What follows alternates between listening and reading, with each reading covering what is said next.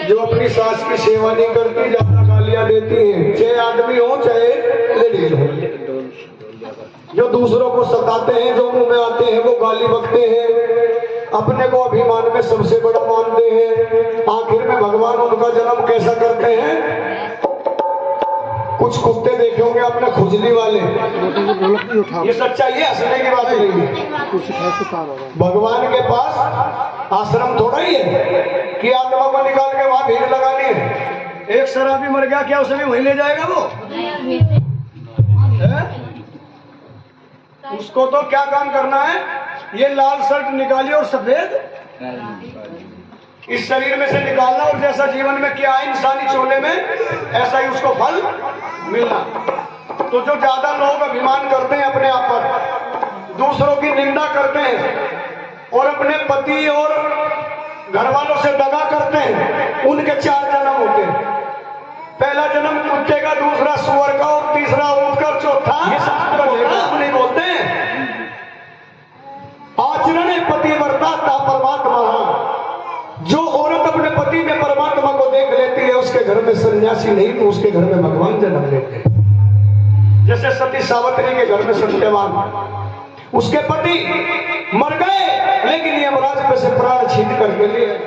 ये सती का काम और पतिव्रता औरत का काम है। जो इस इंसानी चोले में अपने पति से दगा करते हैं या पत्नी से पति दगा करता है, अगला जन्म उनका ऐसा हो जाता है कि वो रेंग पे घूमते हैं, ना हाथ ना पैर।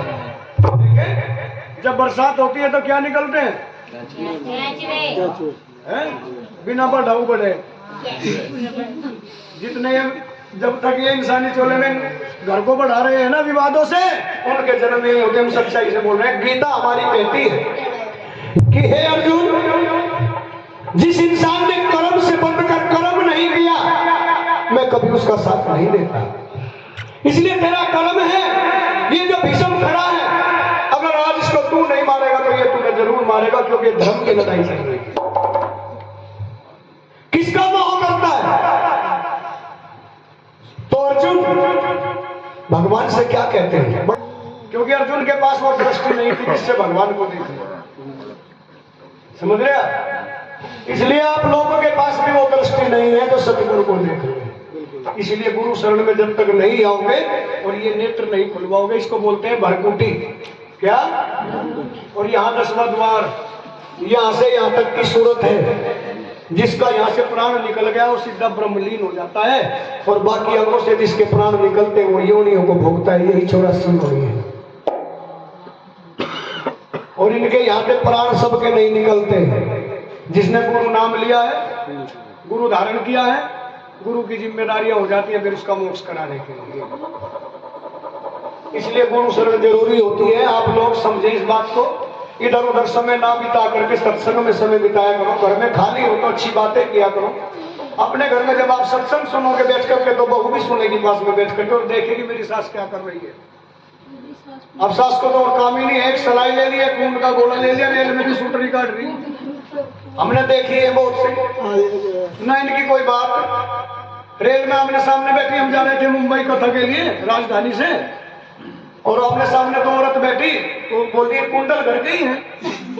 अब जो सी सोने के पैर के आई वह घर के ही तो पहन रही होगी, किसी के चुरा के लिए आई। देखो इनकी बातें, यही उलझ पुलझ है इनको। देखो एक कुमार के घर में गौर से सुनना, बात को गहराई की बात है। वो सत्संग ही होता है गुरु शरण में। जिस गुरु में ज्ञान न सिखाया जाता हो, महाराज जागरण करने का कोई लाभ नहीं। भक्ताई तो सब कर लेते हैं, लेकिन भक्ति कोई कोई जन्म देता है। एक कुमार के घर लड़की जवान हो गई, और कुमार का लड़का दोनों व्यापार करने के लिए घर से सलाह बना करके चले कि लड़का देख के आना है। कुमार के घर में बिटिया जवान हुई और दोनों की सलाह बनी बाप बेटे की कि लड़का देख करके आना है, और पंडित जी से तिथि दिखवा ली कि इस तिथि का ब्याह दे के आना है। साथ ही पहले साधन नहीं थे, न पहले फोन थे न चिट्ठियां थी। एक बार ही बोल आते थे ना ही ब्राह्मण जा करके कि शादी उस दिन की है। अब दोनों बाप बेटा एक उस दिशा में चला गया, एक उस दिशा में। दोनों ने दो लड़के देख लिए और दोनों को एक ही तारीख शादी की दे दी। पिता ने सोचा बेटे को पता नहीं देखेगा ना देखेगा, अलकसी है वो तो मैं ही देख लूं। उसने भी शादी की तारीख दे दी और बाप ने सोचा मेरे बाप को तो हो रही काम ही नहीं, कुछ बेटे ने सोचा मैं ही देख लूं बहन के लिए लड़का की एक तो दोनों बार।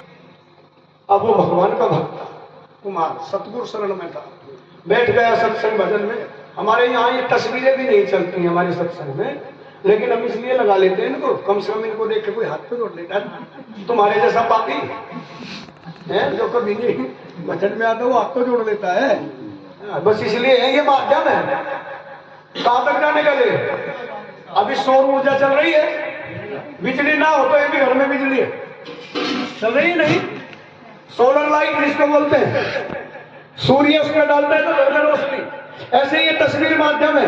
अगर इसमें आस्था से आप देखोगे, कौन कहता है तस्वीरें बोलती नहीं, बुलाने वाला चाहिए। अरे कौन कहता है प्रभु आते नहीं, बुलाने वाला चाहिए, बोलती। लेकिन उनमें जब देखोगे आप, जब भूलेगा ऐसे नहीं। जैसे कर्माबाई ने देखा पत्थर में ठाकुर जी को पैदा कर दिया, या नहीं? अब कुम्हार ने बैठा गुरु का भजन किया, प्रभु मेरी इज्जत बचाओ। जी आए वाणी में बोले एक चुनरी इस गद्दी को उड़ा दे, गद्दी को चुनरी उड़ाई तो उसकी लड़की बन गई। क्या बन गई? जिसके घर में वो लड़की गई उसका घर तो स्वर्ग। ये दो जातियां चली वहां से लेडीजों में, और जिसके गद्दी चली गई उसका बेड़ा पार हो गया। कैसा? चाय बना ले तो सारे देखी नहीं, बगैर वजह दिखाए से वो दिखेगी। 10 लाख ऊपर आदमी था सिर में उसका, और वह उसकी चाल भी अड्डे को पैदल जाना पड़ता, 3 पर बैठना पड़ेगा उसे। वह तो एक गद्दी तो दिखाई से काम करे आदमी, जो सुबह जल्दी नहीं उठती, घर में झाड़ू नहीं लगाती, समय में अपने घर को संभालती नहीं, पूजा पाठ नहीं करती, घर को पवित्र नहीं करती, मंदिर जैसा नहीं बना देती, वो वही गद्दी है। वाह।